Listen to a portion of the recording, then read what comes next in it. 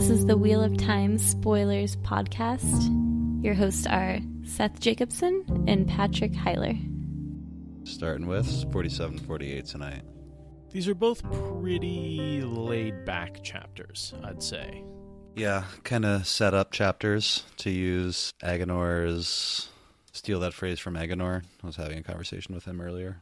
I feel like we're transitioning from everyone being in their own separate locations to Tyr.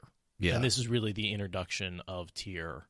Well, Matt heading that direction, and then the girls walking in. Yeah, the timeline seems about right, because I'm not sure exactly how long it's supposed to take to travel to Tyr by boat, but not too terribly long, like a week, 2 weeks? Sure. Probably depends on the boat. So Matt's just leaving, it seems like, as the girls are arriving. Matt's leaving Camelin as the girls are arriving in Tyr. And by the time he gets to Tyr, well, he almost walks right into the place where they're staying because Tom's got the cough, but they end up walking past it. And we'll see in the second chapter where they settle down in the herb shop. Should I do the read-in? Chapter 47, To Race the Shadow, and our symbol is the dice. From the small courtyard with its pool of fish, Telenvor led Matt swiftly to the great court at the front of the palace. Behind the tall, gilded gates gleaming in the sun, it would be midday soon.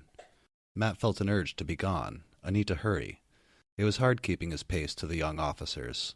Someone might wonder if he started running, and maybe, just maybe, things had really been the way they seemed back there. Maybe Gabriel really did not suspect that he knew. Maybe. He remembered those nearly black eyes, seizing and holding like a pair of pitchfork tines through his head. Light, maybe. He forced himself to walk as if he had all the time in the world. Just a hay-brained country lout staring at the rugs and gold. Just a mudfoot who'd never think anyone might put a knife in his back, until Telenvor let him through a sally port in one of the gates and followed him out. The fat officer with the rat's eyes was still there with the guards, and when he saw Matt, his face went red again. Before he could open his mouth, though, Telenvor spoke. He has delivered a letter to the queen from the daughter heir. Be glad, Elber, that neither Morgase nor Gabriel knows you tried to keep it from them. Lord Gabriel was most interested in the Lady Elaine's missive. Elber's face went from red to as white as his collar. Question. Why doesn't Lord Gabriel recognize Matt? We know that... Why would he recognize Matt? Well, a bunch of Dark Friends know who the three boys are. We've seen Ishmael put their images out there to be hunted. Yeah. We've seen them be recognized by random Dark Friends. Why doesn't Samuel, one of the Forsaken, know who these guys are? You mean Gabriel. Or Ravine. Wait. Just Gabriel. Gabriel, sorry. Because we were jumping between all these cities, and all the Forsaken have two names. I keep getting them crossed. Yeah. That is a good question. I don't know why Ravine doesn't seem to know who Matt is, although we don't know that he doesn't, and if he does send people looking for Matt, Matt leaves. He eats a meal and leaves Camelin after this. True. But my assumption is that Ishmael is the only one who really knows who the three boys are and isn't sharing that information with the other Forsaken. I would assume not, but yeah. But I just had that thought of does the Forsaken actually recognize Matt? It seems like that he would, simply because... Right? Like you'd think he'd be observant enough to Right. have picked up on that. And I mean, there is maybe not, and even if he does recognize Matt, what would he do? Take him prisoner.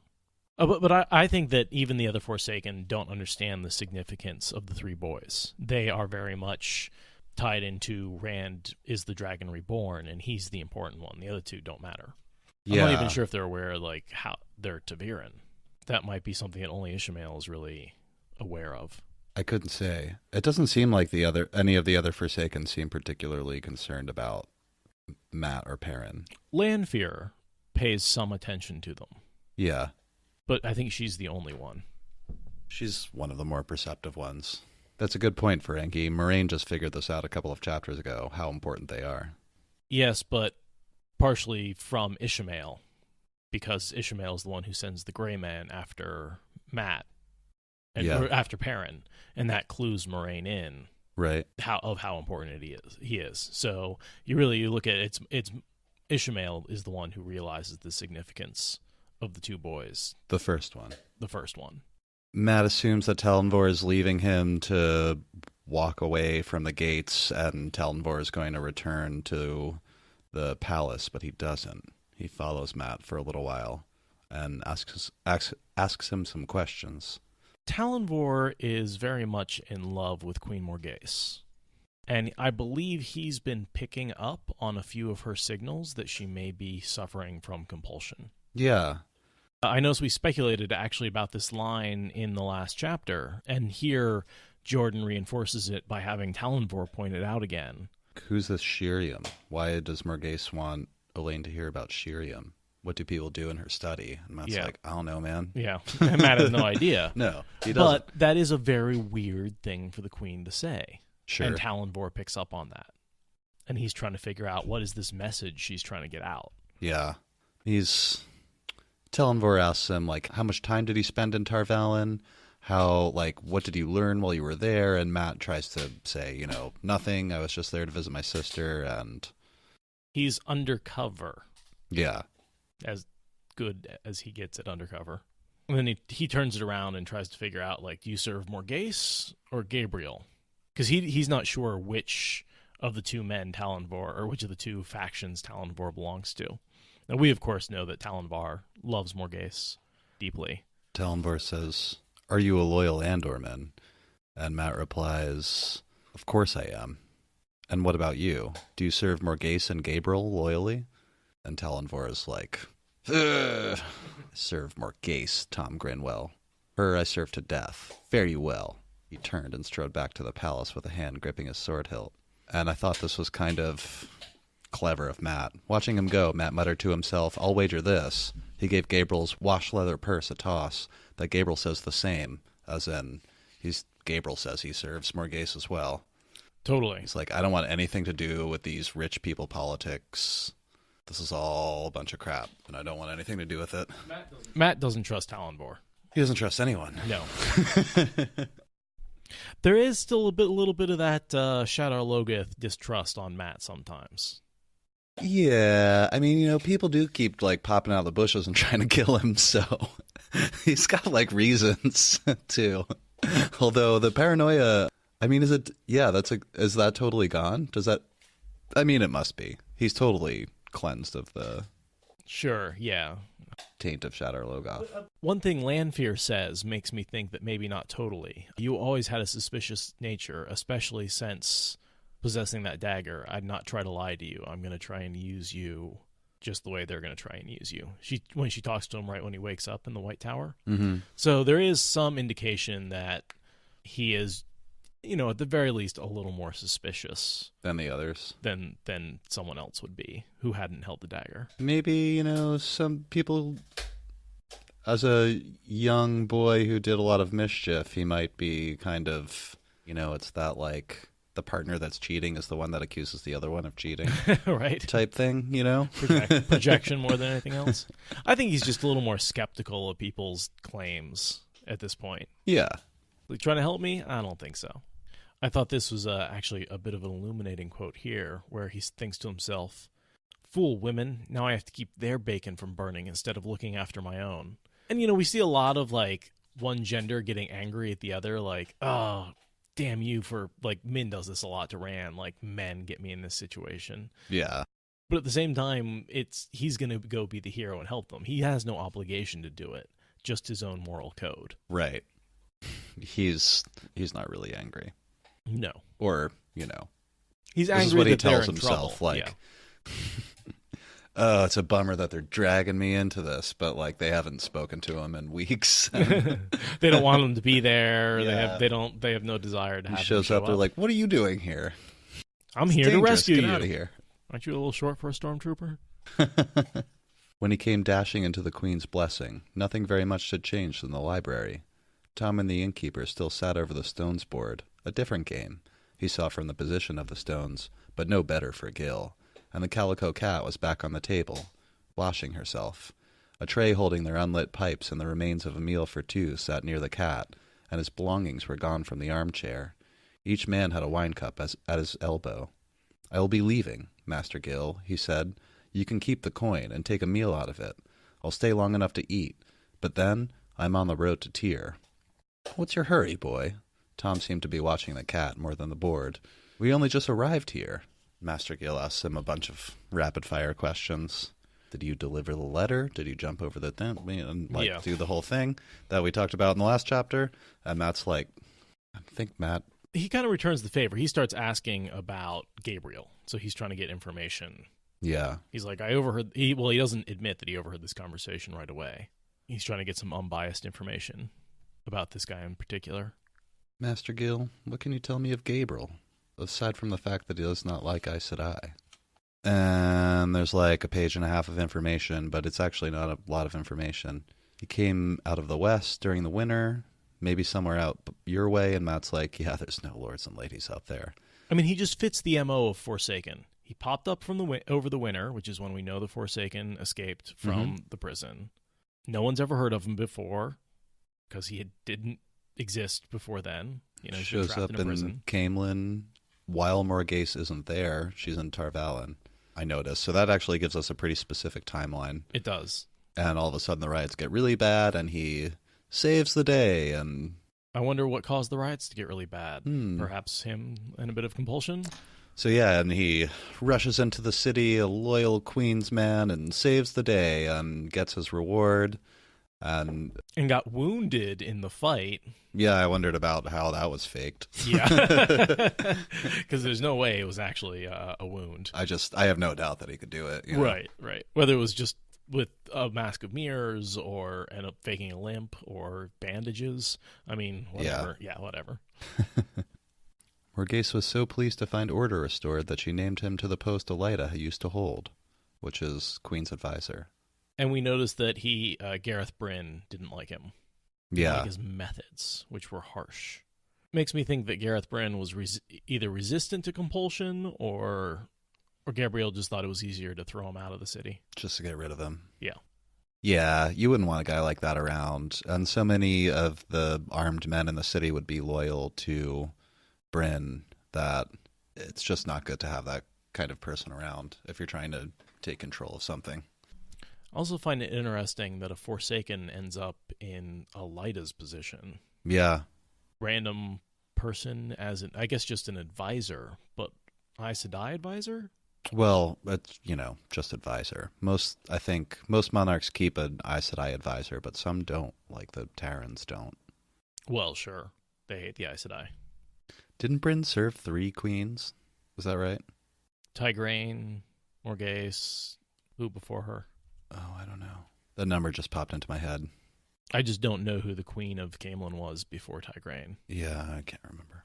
I assume Tigraine's mother. But then once Tigraine disappeared, there was no clear line of succession. And that resulted in the Succession War, which is how Morghese became queen. I think we learned in the last episode it's Tigraine, but, do what you want. I said it too. I've been saying Tigraine for years. Tigraine Mantir. Oh, I'm not looking this up right now. Bryn's been around a while. And one Amerlin. Well, that's later. Yeah, sort of Amerlin. He serves Egwene. Oh, sure. Yeah. I think of him as serving Swan, but yes. Well, yes. Technically, he's serving more in a Egwene. relationship with Swan, really, than anything else. Matt asks, the man has to have a reason for what he does. If he marries Morghese, would he be king when she dies? If Elaine were dead too, I mean? Tom choked, lighting his pipe, and Gil laughed. Andor has a queen, lad. Always a queen. If Morghese and Elaine both died, the light sounded not so, then Morghese's nearest female relative would take the throne. So we also learned that it wouldn't be helpful for Ravine to kill Morghese. It's way better to have her alive. Yeah, alive and compelled. Also, he's going to use her claim to take over Cairhien. Yeah. So he definitely wants her alive.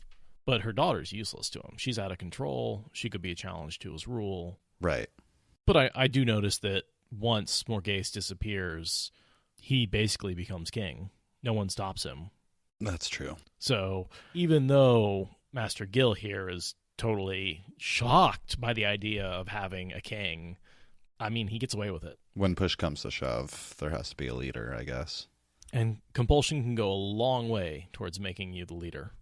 We hear Gil talk a little bit about bad dreams after Matt asks, why don't you like him? Yeah, he doesn't like the men he's brought into the guard, and he's been having bad dreams ever since he came. And there seem to be too many people muttering in corners. You would think we were all Kyrianan. And so that just contributes to the theory that these guys are leaking dreams all over the place in order to drive Rand to Tyr. I think, yes, that, but also to all accomplish all their individual goals. Like Bilal wants Rand and Tyr, but Samael wants control of Ilion, so he's using his dreams for that. And Ravine seems to be doing something similar, but in Andor. Just keeping the people down. Yeah, or, and kind of adjusting the mentality of the herd. It seems to be working in all those 3 cities anyway. Totally. And probably, just for the Dark One, trying to make people despair and sad. And yeah, Ishmael seems to be a little more direct. He's not trying to control any one nation. He's trying to control important events.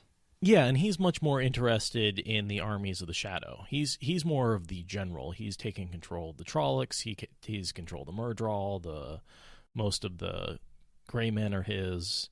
Those are the tools he seems to prefer to use. Right. Yeah. And the Black Oddjaw, I guess. I mean, eventually some of that ends up being taken over control by Masana.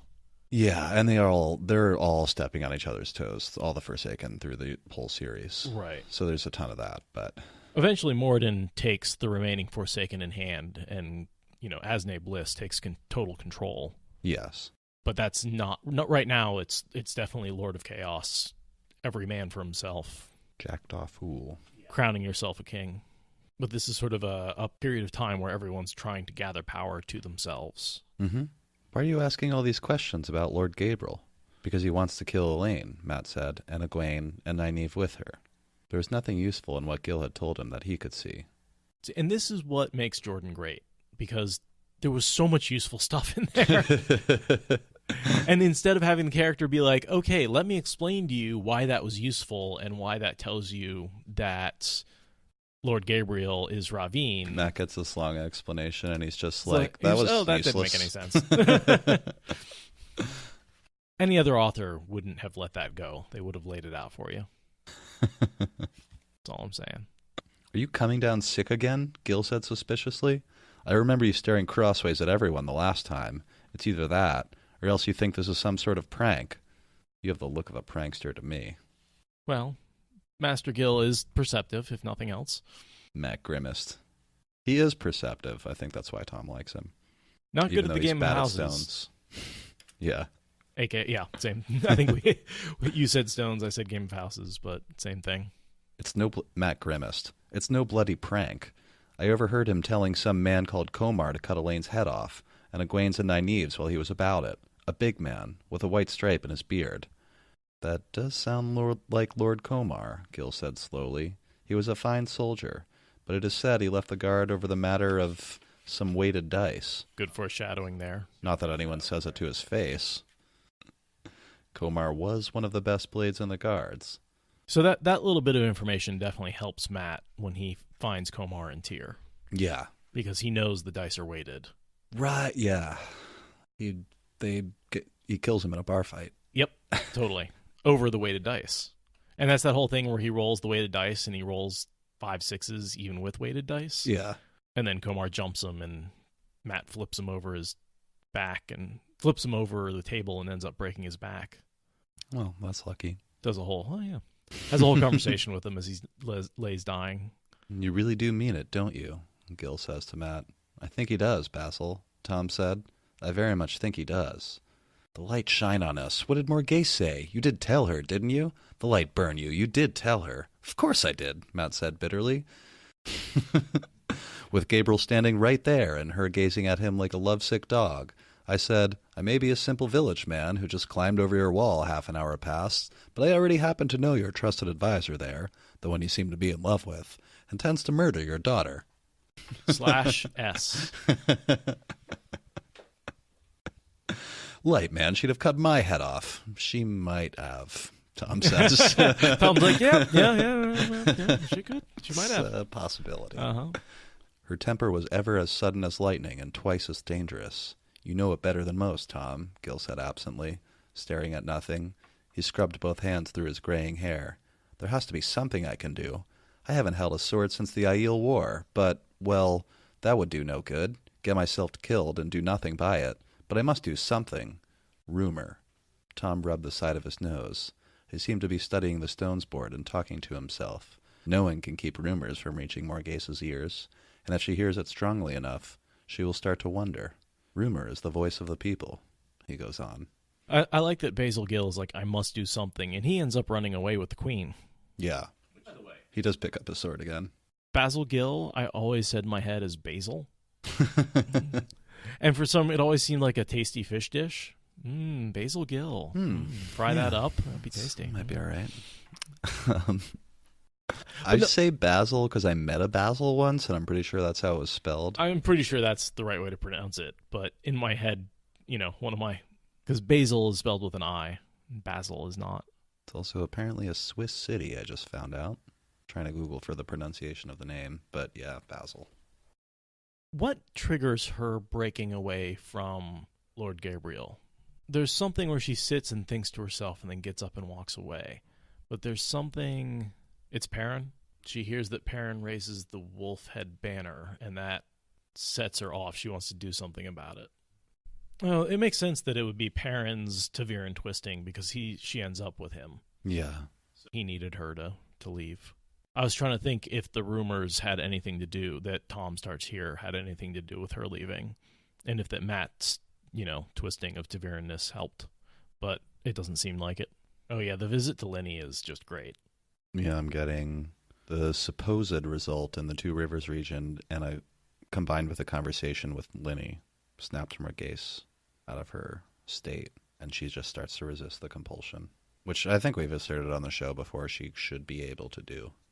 Well, she's a strong-willed woman. She has a connection to the One Power. Both of those things seem to make it easier to resist compulsion. And it's not like the lime juicer compulsion that, like, the lime juicer. Just like nothing left inside the head. It's just the stuff rind. that Grendel likes, yeah. Yeah. Whereas you're just a compulsion shell. And if you take the compulsion off, there's nothing left of your brain. She's just besotted. You and your game of houses, Gil mutters in response to Tom. Still, it might work. I even know who to tell to start it. And then he tells this long, weird story where somebody tells him... his own dream. Yeah, a story about a dream that he had. So he, like, tracks it back through the city by, like, asking people where they heard it and goes and talks to that person. And he goes all the way across to the other side of the city and finds some guy in a bar who's like, no, yeah, that was my dream. And he's like, there's no way that's he's just like, must that's be ridiculous. But of course, they're all having the same dream because it's all being influenced by Forsaken. Yeah. Keep hammering it in, talking about the dreams, that everyone's having the same dreams. And I thought this little bit from Tom was actually more about Denna than about Morgase. Yeah. Tom, you seem to be taking this all very calmly, Matt says to him. I thought Morgase was the great love of your life. The gleeman stared into the bowl of his pipe again. Matt, a very wise woman once told me that time would heal my wounds, that time smoothed everything over. I didn't believe her. Only she was right. You mean you do not love Morgase anymore? Boy, it has been 15 years since I left Camelin, half a step ahead of the headsman's axe. And so I think Tom is really making a decision that, he came to Camelin to basically be killed because he was so depressed about the loss of Denna. That he's kind of fond of the idea of being killed, yeah. And just now he's realizing that time does heal wounds, and he's basically gotten over her. That he's realized that he's both over Morgase and over Denna. Perhaps I even love her a little, but it is not a grand passion anymore. Sure, I mean, you can love somebody for historical reasons, but not be willing to lose your head over them. He also gives us a little nugget. I'm not so big a fool as that, boy. Any fool knows men and women think differently at times, but the biggest difference is this. Men forget, but never forgive. Women forgive, but never forget. I've never forgotten that. Me neither. Morgase might kiss my cheek and give me a cup of wine and say how she has missed me, and then she might just let the guards haul me off to prison and the headsman. Morgase is one of the most capable women I have ever known, and that is saying something. I could almost pity Gabriel when she learns what he is up to. It's a shame he's forsaken, or else if he had just been a normal guy, she would have taken him out. Oh, yeah. No doubt, without compulsion and the power. Even then, he couldn't even keep her in line. Right. That is saying something. And then I just have the readout. History is rarely filled with well-behaved women. Well-behaved women don't make history? I Something, forget what the quote is. Something like that. Are not remembered by history? I don't remember. Ironically. I could almost pity Gabriel when she learns what he is up to. Tyr, you say? Is there any chance of you waiting until tomorrow to leave? I could use a night's sleep. I mean to be as far toward Tyr as I can before nightfall. Matt blinked. Do you mean to come with me? I thought you meant to stay here. Did you not just hear me say I decided not to have my head cut off? Tyr sounds a safer place to me than Camelin, and suddenly, that does not seem so bad. Besides, I like those girls. A knife appeared in his hand, and was suddenly gone again. I'd not like anything to happen to them. But if you mean to reach Tyr quickly, it's Arengil you want. A fast boat will have us there days sooner than horses, even if we rode them to death. And I don't say it because my bottom has already taken on the shape of a saddle. Arengil, then, as long as it's fast. Well, Gil said, I suppose if you are leaving, lad, I had better see about getting you that meal. He pushed back his chair and started for the door. Hold this for me, Master Gil, Matt said, and tossed him the wash-leather purse. What's this, lad? Coin? Stakes. Gabriel doesn't know it, but he and I have a wager. The cat jumped down as Matt picked up the wooden dice cup and spun the dice out on the table. 5 6s. And I always win. Light, Matt, you're dicing with the dark one. And what's even kind of funny about that is, like, he comes back to fight him, right? And he loses. He dies. Matt dies fighting Ravine. That's a good point. I didn't even think about that. But yeah. Luckily, his friends are around. In Camelin, right? The fight in Camelin, when he's buried by the rock wall. Yes. And No, then- lightning. Oh, I thought it was... The rock wall is Shan Chan, and that's when he breaks his leg and and then he's gone missing for a book. Matt? Yeah. Oh. He's killed by lightning. Oh, directly? I forgot. I just remembered that one scene. I'm probably blending a couple things together. Yeah, and then the... Balefires Ravine so hard that he brings a bunch of people back to life. Including Asmodean and... Avienda? Yeah. I And I think a bunch of the died. maidens. That sounds right. Matt, Avienda, and Asmodean are the 3, yeah. That's funny that you point that out, CS Army. I noticed that the cat reacts to Matt in various ways throughout this sequence, and I don't know that it's significant in any way, but when he first runs into the cat, it hates him. Then it seems to get used to him. I think that's just cats being assholes. Yeah. I'd like to say that it means something, but...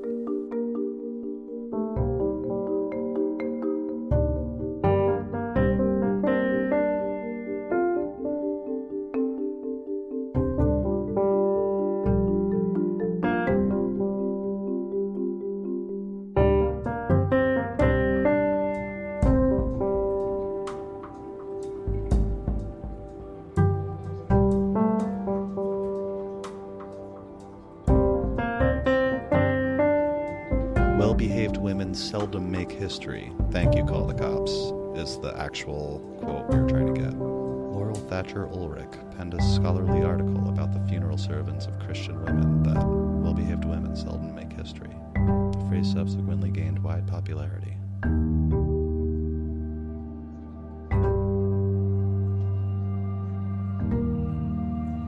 Thank you for listening to the Wheel of Time Spoilers podcast. Rate us in the Apple Podcast app or support us on Patreon. Is that good enough?